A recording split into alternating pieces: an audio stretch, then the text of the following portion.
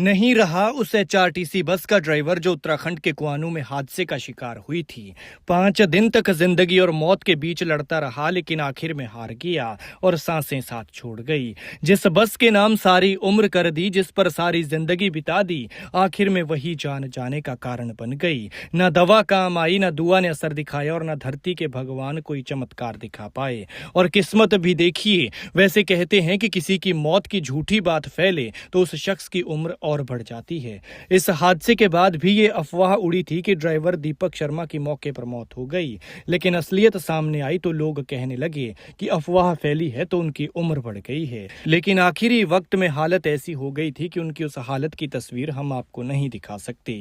मुंह में पाइप लगी थी, ऑक्सीजन के लिए पंप लगा था, मशीनों से घिरे थे, आसपास तारों का जंजाल था और बेसुध हालत में अस्पताल के बेड पर पड़े थे। लेकिन न जाने वक्त खराब था या किस्मत साथ छोड़ गई और देर रात करीब 2 बजे उन्होंने पीजीआई चंडीगढ़ में आखिरी सांस ली। अब तक हजारों लाखों लोगों को उनकी मंजिल तक पहुंचाया। अनुभवी इतने थे कि कभी कोई हादसा नहीं किया, ईमानदारी से नौकरी की, लेकिन आखिर में किसी और की लापरवाही इनकी जान पर भारी पड़ गई और हजारों लाखों किलोमीटर के सफर करने वाले को मौत की मंजिल नसीब हुई।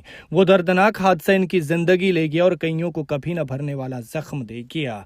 पीछे परिवार तड़प रहा है, लगातार इनके ठीक होने की दुआएं कर रहा था, लेकिन अब सब खत्म हो गया। सड़क धंसी, बस खाई में गिरी, सवारों का बुरा हाल हो गया, 3 की मौके पर जान चली गई और ड्राइवर ने अब दम तोड़ दिया। और वो तजुर्बेकार हाथ जो हमेशा दूसरों को सुरक्षित घर पहुंचाने के लिए स्टीयरिंग थामते थे, वो इस दुनिया से रुखसत हो गए। 3 फरवरी को उत्तराखंड के कुआनू में यह हादसा हुआ था जब एचआरटीसी बस खाई में चली गई थी। हादसे के बाद विकासनगर से चंडीगढ़ पीजीआई तक चालक दिनेश शर्मा को बचाने की हर मुमकिन कोशिश की गई, लेकिन नियति को कुछ और ही मंजूर था कि देर रात करीब 2 बजे वो अपनी सांसारिक यात्रा पूरी कर इस कष्टकारी दुनिया से रुखसत हो गए। दिनेश शर्मा न केवल एक कुशल चालक थे, बल्कि कर्तव्य परायणता की मिसाल भी थे, जिन्होंने अंतिम समय तक अपने फर्ज की गरिमा को बनाए रखा। उनके निधन की खबर मिलते ही पूरे नेरवा क्षेत्र और परिवहन निगम में मातम पसर गया है। परिवार वालों का रो रो कर बुरा हाल है।